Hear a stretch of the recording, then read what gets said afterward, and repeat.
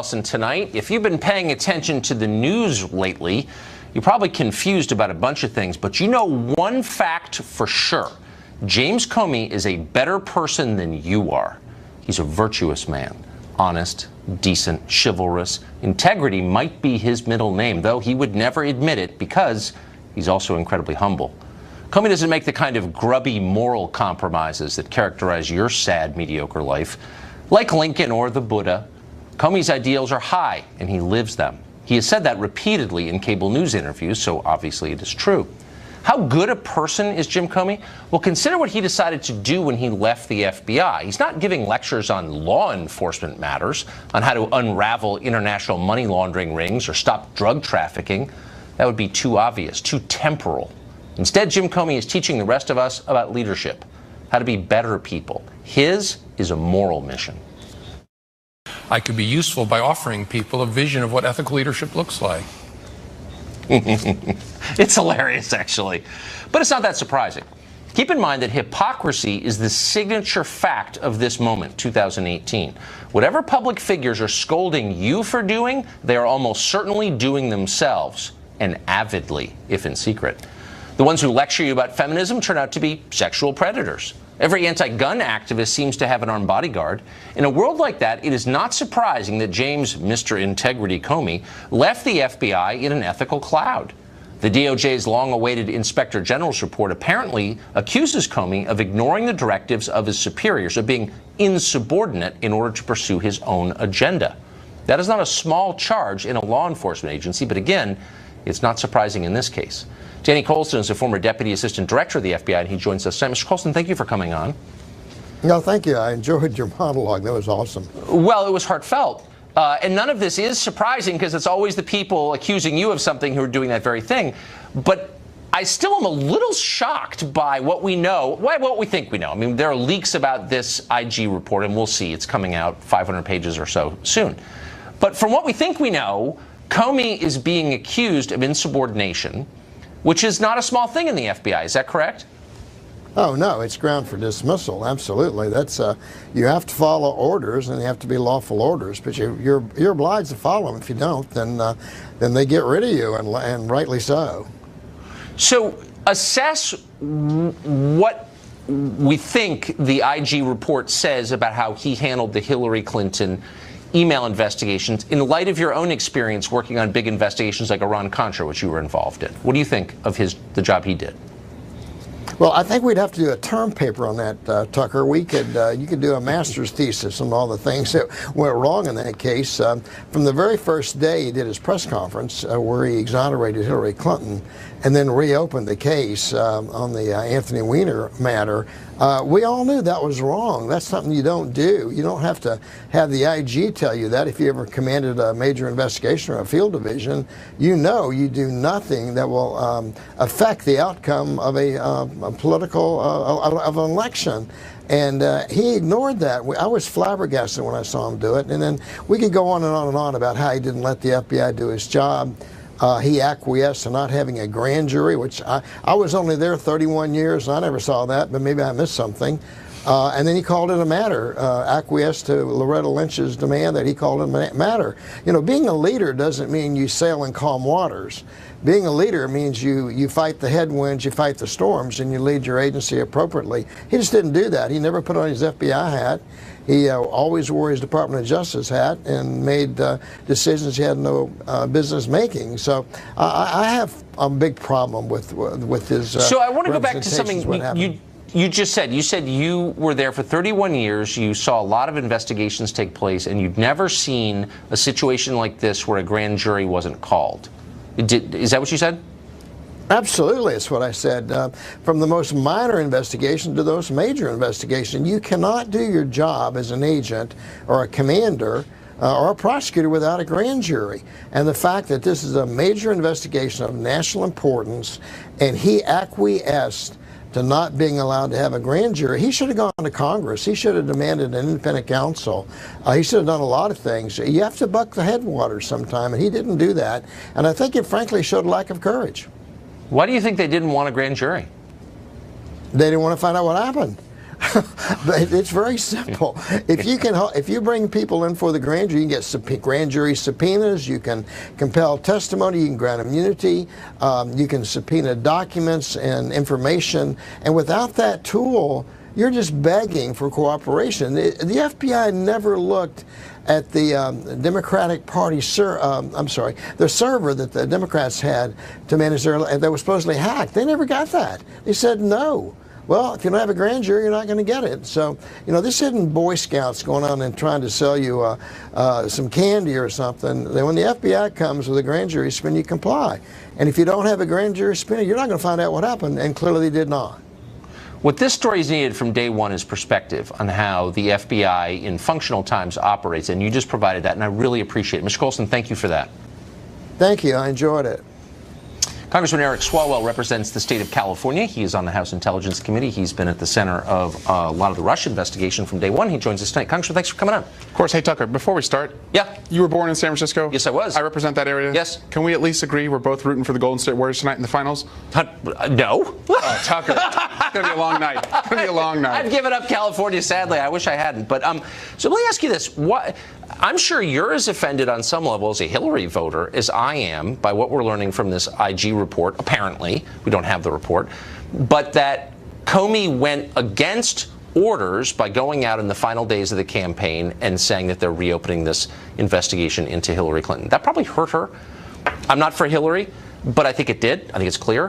Why would you want to lionize someone who would do that? Why is he a hero on the left just because he hates Trump? Is that what it is? First, it's really shocking to hear all of this outrage now from Republicans that, we were doing this to Hillary Clinton. How dare they? I didn't hear any of this during the campaign. You heard it from me. I said it. I Donald did Trump say was that. cheerleading James Comey opening up this case. Maybe, but I thought it was totally bizarre when he did it. Look, I'm going to wait for the IG report. I'll say this. Jim Comey is an imperfect man. Yeah. All of us are, but imperfect people are still capable of telling the truth and being consistent. On the issue of Russia, he has gone to Congress a number of times, raised his right hand, put himself under oath, and has been consistent. That's something that the president is not willing to do with Bob Mueller. So right now we have uncontroverted evidence from James Comey. That's not lionizing him. That's saying that's the only evidence right now that exists. Yeah, I wouldn't say he was consistent, but I'm just interested if you could explain to me, this has been a debate we've had on the show 20 times, but it's still unsettled in my mind. Why is it okay for an administration to hire an informant to spy on a rival political campaign without telling them? Why is that okay? Are you comfortable with that? Well, that's not what happened. And actually, how is that not what happened? We've learned today that every person who's been briefed on this, except Chairman Nunes, now says that the president's account of this, that a spy was put in his campaign, is just not true. No, I know that there's a lot of lying about it, but I'm not those people. From the Republicans. I'm not the president. Here's what I read in the New York Times, and what I think has never been contested, that the Obama administration paid an informant to spy on the Trump campaign and then pass that information back to the Obama administration and never told the Trump campaign. Is that incorrect? What am I missing? Yeah, well, Tucker, I'm not going to go into classified information. I'll tell you that. No, that's not classified. That's known. That's in the public and the Washington Post and the Wall Street Journal. And nobody has said that's untrue. Are you saying that's untrue? I'm saying that informants are commonly used in a lot of cases to help us catch bad guys. If it was used here, but from the evidence I have seen, that would have been appropriate. No, but you just said. But from the evidence I will say this, from the evidence I have seen, from the FISA applications I've reviewed, and the witnesses we've interviewed, we would want to know everything about how close the Trumps were getting to the Russians. Okay, but and yes, through informants, yes. Okay, so I'm okay with that. That's somehow incorrect? So I guess what really bothers me is the Orwellian lying going on around this. I just stated what I think are facts. You conceded they're facts. And yet that's not spying. How is that not spying? No, spying is what you do against an enemy, right? Well, first of all, that's what spying is. No. And spying is what helping you your do. government. No, you can spy on people you love. You can spy on your own children. It doesn't need to be an enemy. That you're expanding the definition into some made-up land. Well, why is that not spying? If I am watching you without your knowledge, gathering information on you without your knowledge, don't tell you about it, I'm spying on you. But if a candidate for the highest office in the land is drawing himself, his family, his businesses to a foreign adversary, wouldn't we want our government to do everything we can to know what they're doing and then hopefully try and stop that adversary? But just one thing at a time. Well, you can see that's spying. No. It's not spying. And you're secretly gathering everyone but information Devin on Nunes someone, has but admitted it's that. not spying. Mitch McConnell, Paul Ryan, Trey Gowdy, they all said it's not spying. I think that what McConnell and Gowdy and Ryan have said is ludicrous, and I've invited all of them on this show to answer the same questions I'm posing to you, which is, when you're spying on someone, how is it not spying? And of course, they won't come on because they're too afraid. You think the government should They're use always welcome informants? to come on. But do you think the government should use I informants think to an prove this? administration should have a really good reason before putting a spy in a rival presidential campaign, and I think all of us should be completely freaked out about it, and we should want to know why this happened. But we don't. I absolutely agree with you, Tucker. I absolutely agree with you. You should have a damn good reason if you're going to use an informant, use wiretaps, use a FISA application on a presidential campaign. But hold on, the evidence I've seen, though, gave plenty of damn good reasons. But tell me why they it's were not too close to the hold on, Russians. just make me feel better, and tell me why spying on the Trump campaign was not spying. Just speak slowly so I can understand. It was not spying what they were doing. So what was it? They were conducting a criminal investigation. And in criminal investigations, when you have probable cause signed off by a judge, you can conduct what they did. But it's not spying because, I mean, look, I'm not asking whether it was justified or not. I just want to start with the definition. Everyone's telling me, including Paul Ryan and Trey Gowdy, those people I'm supposed to respect, I guess, it wasn't spying. Okay, tell me how it wasn't spying. Why is it not spying? They're lying to me. And I find it very frustrating. Let's just be honest about what it was, and then we can move to whether it was okay. What it was a presidential campaign willing and eager to work with the Russians, and they were doing everything they could to learn more. I want our government to do that, whether it's the Russians, the Chinese, the Iranians, no, the that's North Koreans. not. And whether it's Democrats or Republicans. Hold on. You're allowed to work with anyone you want. You're allowed to say, I want closer ties with this or that country. Really? Canada's, yes, you are. You want that? Yes, in a free country, you're allowed to have different foreign policy I hope views. that changes tomorrow, and here's what I'm talking about. You think you're not allowed to have different foreign policy views from yours? No, I'm introducing Tucker, I'm telling you this first. I'm introducing legislation tomorrow. It's called a Duty to Report Act. It says if you're a federal campaign, family member of a campaign, and you're approached by an agent of a foreign power who's given you unsolicited information in a campaign, you have to tell somebody. Ivanka, Donald Trump Jr., an agent of a foreign power. Yeah. Let me just, Go ahead. as I've said this before, I know you're new to D.C. Yeah. I would say a third of the city are agents of foreign powers. Yeah, not of Russia. We don't want them helping us. No, I don't. You know what? I think all of them should leave.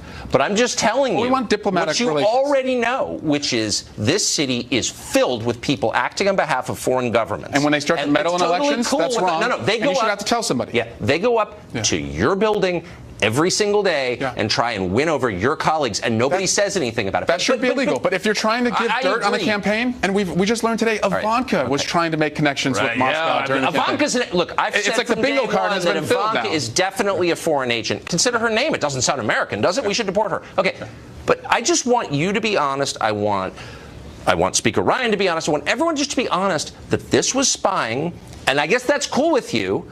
But it was spying, and to lie to us and say it was something else entirely is very frustrating. If Speaker Ryan, Mitch McConnell, myself, Trey Gowdy, Adam Schiff, if we all agree, and you and Devin Nunes don't you think there's something odd there? I just want you to explain how it wasn't spying, but you can't. None of you can because it's propaganda. Actually, it's informative investigation. Okay, it sounds like really quick. We want our government to do it. Yes. We're hearing Democrats and some Republicans, honestly, say that it's immoral to separate families because of immigration law. That when you detain someone who's broken immigration law and you separate him from his family, it's immoral. When you detain an American citizen for breaking the law, you separate him from his family, but no one complains. Why is that? Yeah, well, why should illegal aliens get special standards? Yeah, look, if an American committed a violent crime, any crime. If I get caught shoplifting, I get arrested, and I'm separated from my kids, and that's okay with you. You're typically not held in custody for months. I don't know. I might be. No, I was a prosecutor. You wouldn't be. I met with yes. People are detained all the time for nonviolent crimes. I met with a woman yesterday, Miss Guzman from Hayward, California. She told me the story of being separated from her son for months and her 15-year-old daughter as well. It's heartbreaking. All she was trying to do was seek asylum. Okay, she wasn't even. What about Americans who break the law? I don't think you seem upset at all about them being separated from their kids. Why is that? No, I don't want anyone who is nonviolent, non-sexual criminal to be separated from their families. Because people go to jail for many years for nonviolent crimes all the time. We should reduce that Bernie too. Madoff did. He was separated from his family. Did you cry about that? No, I'm serious. It was a nonviolent crime. No, separating a mother from their child. That is breaking the strongest bond that exists on this earth. Martha Stewart was separated from her daughter. She's a mother. Yeah. She went to prison. A mother from a non-adult child. Tucker. A non-adult child. So anybody who commits a crime with non-violence, any woman who commits a crime with non-adult kids should not be. There should be a really good reason. Jail. And immigration, so the laws it's not should a good be different reason. Based on gender and parenthood. No, well, mothers and children. My wife will be happy to hear that. Yeah, so would I. Congressman, it's great to see you. The world is changing so fast. I just need someone to explain. And go Dubs tonight. Go Dubs. Thank you. Lou Dobbs will be here to react to the immigration story we just discussed, also respond to a new poll that shows basically everyone in America is more upset about immigration than they are happy about it. Why don't Republicans run on it then? Good question. That's next. Election results across the country last night. This could be a very tough fall for Republicans. The incumbent party typically gets hurt in the first midterm, almost always, and this year could be worse than usual for a bunch of different reasons. But one of those reasons may be that Republicans are running on entirely the wrong issues. Your average Republican office holder seems to believe that most Americans love mass immigration. They say that all the time. Turns out it's not true. Big Republican donors love mass immigration, so do professional Democrats. It increases the size of their party. But normal people are very skeptical of it, actually. Consider a new CBS YouGov poll. It's amazing. Turns out far more Americans think immigration is making their communities worse, not better. And it's not just those dreaded white people Democrats are always attacking who think that. 45% of African Americans say immigration is hurting them. Only 17% say it's helping. How about Hispanics? Where are they on this? Republican consultants tell you, and they tell their candidates, never to say a negative word about immigration for fear of alienating Hispanic voters, who are supposedly very sensitive on the subject. Turns out that's idiotic and patronizing. Actually, 44% of Hispanic voters say immigration is hurting their communities. Just 28% say it's improving things. The numbers could not be clearer. Immigration is a powerful issue for Americans of all kinds, and it's an issue that Republicans can win on if only they were brave enough to listen to voters. But they're not. After a year and a half of total control of Congress, no wall is being built, sanctuary cities remain well funded, E-Verify is not enacted, chain migration is alive and well. Nothing is happening. And now the media are telling you it's immoral somehow to separate illegal immigrant parents from their children. Lots of Republicans agree with this, but wait. Americans who get arrested are separated from their children. American citizens should be treated more harshly than illegal aliens? How is that? Here's the Attorney General on the subject. Watch this. We believe every person that enters the country illegally like that should be prosecuted, and you can't be given immunity to people who bring children with them recklessly and improperly and illegally. We don't want to do this at all. If people don't want to be separated from their children, they should not bring them with them. So you hear Jeff Sessions criticized a lot for a bunch of different things, but when you come right down to it on this issue, he's basically the only person in Washington still arguing that borders and laws matter. Maybe the rest of his party will wake up and realize they do. Lou Dobbs hosts Lou Dobbs Tonight on Fox Business, and he joins us tonight. Lou, it's great to see you. You've thought about this issue more deeply than almost anybody I know. Does it surprise you that no one has paused to ask, well, wait a second, if it's wrong for illegal aliens to be separated from their kids when they commit a crime, why is it not wrong for American citizens to be separated from their kids when they commit a crime? Because there are protected groups in the United States, but when it comes to illegal immigrants, they are a preferred group. It is so because the establishment, the Business Roundtable, the Chamber of Commerce, U.S. multinationals want cheaper labor. They want open borders. They want to, quote unquote, harmonize those borders. You don't hear much about the North American Union anymore, but under George Bush and through most of the Obama administration, the North American Union, that is, bringing Canada and Mexico together with the United States, was their ultimate goal. Yes. They've had to back off because of the numbers that you just showed in that poll, because the reality is Americans understand what's happening. Whatever the race, whatever the sex, whatever the socioeconomic dicing you want to do with the numbers, Americans know when they're being lied to, and they can feel the reality. And the reality is that we don't have borders because we, in the last month, just returned to the highest levels of illegal immigration across our southern border. What's so interesting when you look at these numbers is that Democrats will tell you, and the media tells you, and a lot of Republicans tell you, that people don't like immigration because they're racist, because they're bigots. Right. When you look at the numbers, less than 20% of African Americans say immigration has made their communities better. They're not for it. Hispanic Americans, same thing. So it's not really about bigotry, actually, because this cuts across races. Oh, absolutely. And, of course, the entire left wing and establishment argument collapses if people look at the reality.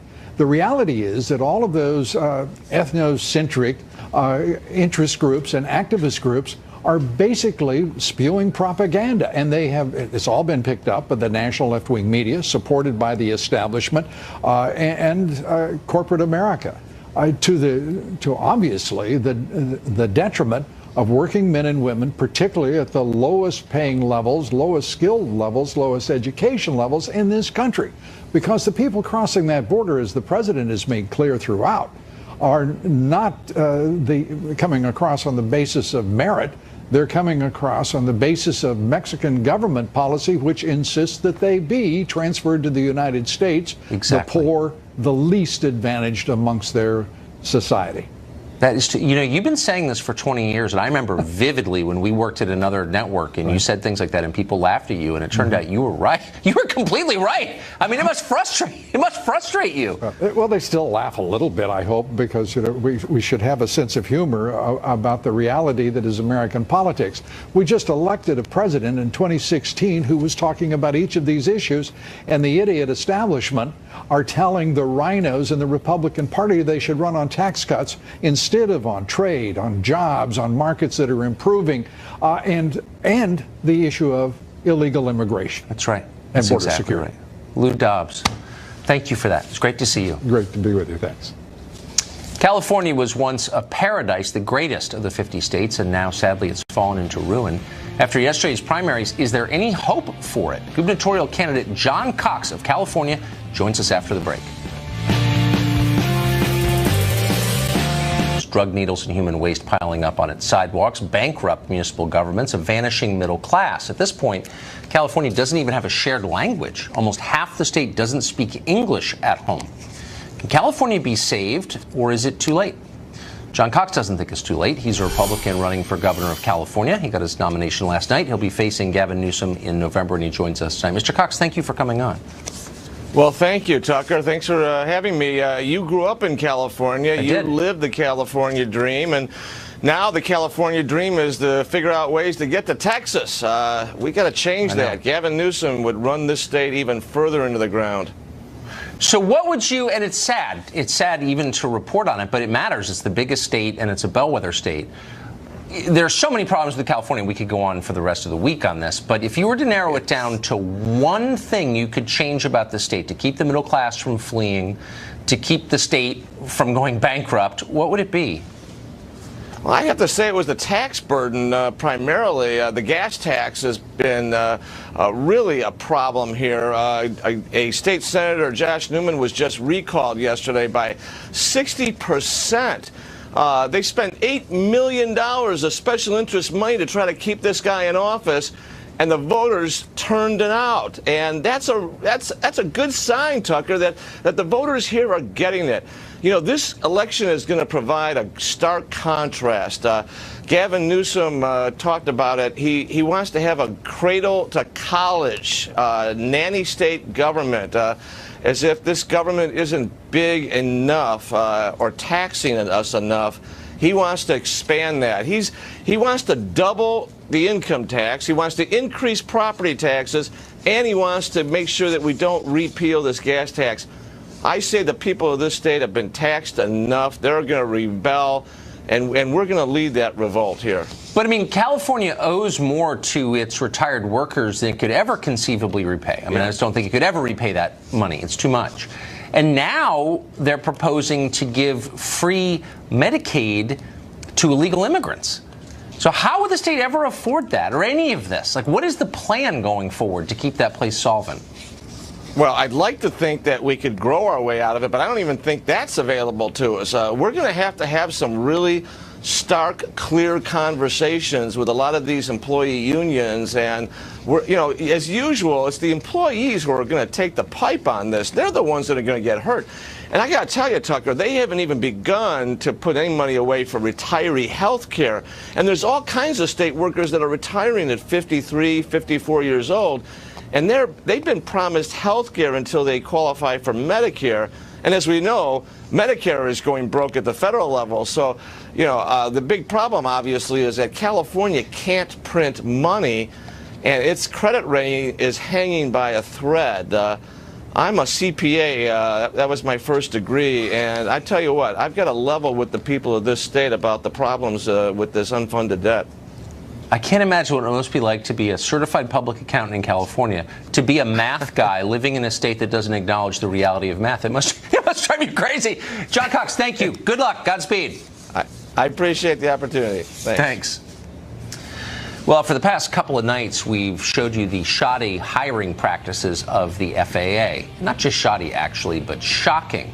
Air traffic controllers, demonstrably unqualified for the job, sought out on purpose by government, and it's still happening. Can Congress fix it? We'll talk to one member next. It's what we abhor and what we approve of. Well, with that in mind, Tommy Robinson in the UK is spending 13 months in jail. His crime, trying to cover the trial of a sex grooming ring. In Great Britain, trying to highlight rape and assault committed by migrants is now considered a sinister crime. You know what's not quite as bad as that, it turns out, in the UK? Child pornography. Tony Aslett, he was a tour guide at Buckingham Palace, was just caught with 15,000 pornographic images of children. That's his picture on the screen right there. Some of the victims in the images were as young as 18 months old. We could go on, but we won't because it's disgusting. He's going to prison for 9 months. So it's a good thing he merely victimized children and didn't dare question diversity. Then he'd be in real trouble. Well, we've told you on this show a couple of times about declining standards at the FAA, part of the wider war on standards that is gripping the whole country and against which we will be fighting starting this week. In the name of diversity, the FAA has added an irrelevant biographical section to its hiring process for air traffic controllers. Congress could intervene and require that hiring be dictated solely by actual qualifications for air traffic control. We hope that happens. So does Congressman Frank Lobiondo. He represents New Jersey, chairs the House Subcommittee on Aviation, and he joins us now. Congressman, thanks a lot for coming on. Mr. Chairman. Thanks for having me on. So we got, which you already know, the data that show that the FAA intentionally seeks out unqualified air traffic controllers, and it's horrifying. What we haven't been able to figure out is who's responsible for this. So first, thank you for raising this again. It was your network who first raised it a couple years ago and gave us an ability to get some traction, but unfortunately it got left in the dust. Yeah, we're not going to stop because it's too important. So we were blindsided. Under the Obama administration and the FAA administrator at the time, Michael Huerta, normally they come to Congress and say, hey, we're going to change the procedures. In this particular case, air traffic control qualifies. How do we do it? What are we going to do? Nothing. Just did it. Blindsided us. When we started asking questions, why did you do it? Did you check this biographical out to make sure it was going to work? Nothing. Silence. So we've been fighting this now for a couple of years without getting any answers, any explanation as to why. With a total blindside, we had the Department of Transportation Inspector General involved. We have the Government Accounting Office involved. And you had a very able guest on, Michael Pearson, who's done a great job. But because of the lawsuit, both of those agencies sort of shut down. So what was the most egregious part of this, we've already attempted and addressed, and that is that the CTI students, and that's how this first came to me. Right. CTI students are kids who've gone to school directly, intentionally become air traffic controllers. They have the aptitude, and they paid tens of thousands of dollars to do this. It's amazing, and they had the rug pulled out from under them, totally qualified, ready to go into the training program, and told, sorry. But so what I don't understand is there anybody who will come out and say, yes, the FAA should seek out people who are unemployed for 3 years and bad at science to become air traffic controllers? Will anybody actually defend that? No, I doubt it. So why shouldn't Congress pass, in its authorization for funding for the FAA, a rule that says you cannot use irrelevant criteria for hiring air traffic controllers? It's too important. You're not allowed to do that. Can we do that? Well, if I were writing the bill and we're able to do it without the consent of the Senate and just do it through our committee, we would do it. Who are the members of Congress who would get in the way of that? Who would say, you know what, we need to hire more unemployed people who are bad at science? Well, they won't put it that way. They won't put it that way. But you know the way it works. The House passes a bill, the Senate passes a bill, it has to go to conference, and then, you know, the senators get involved and the thing gets mucked up. But what is important to know from what you're reporting... Do you think that they understand that lives are at stake? I mean, these are air traffic controllers. I don't think they pay enough attention to it. But what we were able to correct, which I think is important to point out, is that the CTI students, and maybe most egregiously military, former military, especially military air traffic controllers, are now into the mix again. No, it's good, but if there's a single person who's unqualified and hired for this job, again, this is not to become a gym teacher. No, it's not. These are air traffic controllers. It is, but this is what's important to also know. If one of these people who really maybe doesn't belong there gets through the initial process, they have to go through the academy, and they're washed out because the academy will put up with no nonsense. I don't believe that for a second. Well, because the directive is, look, there are things that are more important than ability. And everybody in the bureaucracy knows you're graded on irrelevant criteria, like your commitment to diversity. And so, like, you're going to have bad people get through. Of course. It's wrong. It's totally wrong. It's totally wrong. Congressman, thank you. Okay, thank you. It's just so nuts. It's hard to believe it's real. Please keep on it. Oh, we're going to keep on it. Okay. Democrats have finally started to attack Bill Clinton, but why'd they wait until he was irrelevant? Maybe because all they care about is power. Details on that next.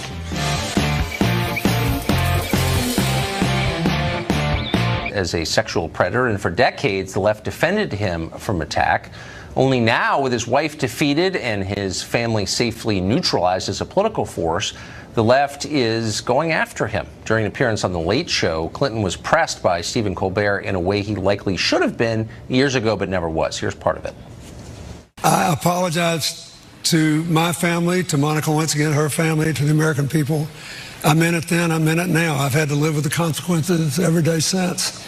It seemed tone deaf to me because you seemed offended to be asked about this thing when, in all due respect, sir, your behavior was the most famous example of a powerful man sexually misbehaving in the workplace of my lifetime. Dave Rubin hosts the Rubin Report, and he joins us tonight. Dave, great to see you. In town for a rare appearance. So I don't know if I'm going soft or something. I've never liked Bill Clinton. I obviously wouldn't vote for him. Why do I suddenly feel sorry for him? Because he's this sort of old guy who's been cast aside by a party because he's no longer useful. That's my instinct. I don't know. Wow, that's weird. If you just suddenly went soft on Bill Clinton, I'm not exactly sure what I'm doing here on this Tucker Carlson show. He's disposable, and so they're attacking him now. Well, look, the left eats their own. I mean, this is exactly what I've been talking about on my show for the last couple of years. This might be a case where the left is supposed to eat their own, but they eat their own even when they're not supposed to eat their own. But it's interesting that he's still trying to frame himself as the victim here. I mean, he's not the victim. Right. He's not the victim when it comes to Monica Lewinsky, and he's certainly not the victim when it comes to all those other women, regardless of what the actual truth is, if we're supposed to believe the initial accusation. And then, of course, you have to find evidence for those things. But this is just this is the nature of what's happening in general with the internet right now, that the conversation just doesn't stop. And, you know, when this was happening with Bill Clinton back in the early 90s, this was only happening on the media. You know, mainstream media was only having these conversations. Now it can keep bubbling up online, and they can't control it anymore. So then it bubbles up, and then next thing he knows, he's having to do this with Colbert, and he's not happy about it. Yeah, would be a safe space. Yeah. So you're on the road with Jordan Peterson. I am.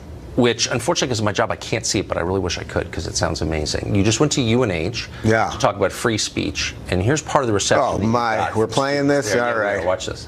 You will hopefully treat people as individuals and be willing to have friends of all colors and ethnicities and all of that stuff. We are not the problem. We are not the problem. We are not the problem. You almost got it except for the word not. Can we try that one? Yeah. You know what? I'll give you a cookie if you can say something else. How about that? I got a whole tray of cookies back there. Hate speech does incite violence. Hate speech does incite violence. Ladies, I'll gladly take a question from you. Have we established that already? Groupthink, man. It's alluring. It was almost worth it just to hear your responses, which were superb, by the way. Thank you. They make it easy. But what was the complaint exactly? Well, first off, I want to clarify that when you see all those empty seats behind me, that is because it was supposed to be 300 people at the event on campus at University of New Hampshire. But then because of threats, they couldn't secure campus. That's what we were told. So they moved it to a 7,500 seat hockey rink. So then I'm standing there in front of 300 people. But basically, look, 250 of those kids came there to listen, and it was with Turning Point USA, which is a conservative college organization. I go up there, I talk about being gay married, and I talk about being pro-choice and against the death penalty, and a whole bunch of stuff that conservatives shouldn't like, right, that we could debate all day long. Yes. And they're happy to have me there. It's the 50 others that come with noisemakers to scream at you and berate you and give endless sort of useless slogans. And then when I look at them, I made a point. I said, I'm looking you right in the eye right now. I said, do you have a question? Is there anything that I've said that offends you? Is there anything that you'd like to share with me? And then they either go silent or start screaming. But the most interesting part of this, and I didn't know this till about a week ago, one of the protesters there was a trans woman in the back who was yelling and telling me to go F myself and a bunch of other stuff. It turns out she's a gender studies professor at the university. So you literally have university professors from gender studies, if we want to consider that a real discipline or not. We literally have them showing up to silent speakers on college campuses, and that's actually okay these days. That's how crazy this is. Did you ever get to the I mean, they're obviously unhappy people, but did you get to the core complaint? Like, what do they want you to do? There's nothing you want. They want you to bow forever. That's it. They want you to bow. They're not there to listen. They're not there. They want you to bow and listen to them. They're not there to have the exchange of free speech. I mean, I made it so clear. If your audience is welcome to watch the whole video, it's about 2 hours. It's on my YouTube channel. And it's like, we put that up. I didn't even want to put it up. We put it up only because I saw people selectively editing it and making it seem like I was shutting them down. Come on. They want you to bow. They want you to bow. Dave Don't Rubin bow. On the road with Jordan Peterson. Thank you, Dave. Great. Thanks, my friend. RFK murdered 50 years ago today. His son says the government is hiding the truth about the assassination of his uncle. We talked to him after the break. This time until 2021. The president delayed the release in the name of national security, but it raises the question, what possible national security interest could be served at this point in protecting information about an assassination that occurred 55 years ago? Robert F. Kennedy Jr. is the author of American Values. He is, of course, the nephew of the slain president. He joins us tonight. It's such an odd... I've never done a segment on the assassination before, but I'm so struck by how weird this story is. The president has said point-blank a couple of times, I'm going to release all these files. He was convinced for some reason not to release them. What do you imagine that reason really was? Well, I share your mystification. The stuff that's dribbling out, it is information that tends to connect the CIA to the assassination in one way or the other. I mean, the last one that they let out, what was it, in November? They let a batch out, and that showed that Charles Cabell, who was the mayor of Dallas at the time my uncle was assassinated, was actually a CIA operative and had been a CIA operative since 1956. And then there was also some information about the automobile that showed that the window had been replaced. Again, information that 50 years later, people should know about. People should have access to that kind of information, and it's bizarre that they still continue to sit on it. Do you believe that the CIA or another government agency was in any way involved in the assassination of your uncle? Well, I don't know. I don't think that possibility has been eliminated. A lot of people don't understand that when John Kennedy was killed, my father really was Attorney General. And so one of the defenses of the Warren Commission was, well, Bobby Kennedy was the best investigator of that era. He was like Mueller of that era. You know, he had been for 10 years, he'd been investigating the unions and the Teamsters and, and the mob. And so why wouldn't he investigate it? But the truth is, the day that his brother was killed, he lost all of the investigative capacity at the Department of Justice. He had 30,000 FBI agents who worked for him, but he never talked to J. Edgar Hoover again, not a single time after my Uncle Jack was killed. Oh, he really had no, because Hoover at that time began reporting directly to Johnson. And my father, who was ostensibly Hoover's boss, really lost control of the FBI and the investigative capacity of the Department of Justice, and he resigned soon afterward. I just find the whole thing remarkable that the Attorney General of the United States, later a U.S. Senator, a person in a position to have a lot of information, would suspect his own CIA, and now the documents are still being withheld by that same agency. I think it's really fascinating. The book is American Values, Robert F. Kennedy Jr. It is out, and we urge you to check it out. Bobby Kennedy, thanks very much for that. I appreciate it. We spoke at even greater length with RFK Jr. The full interview goes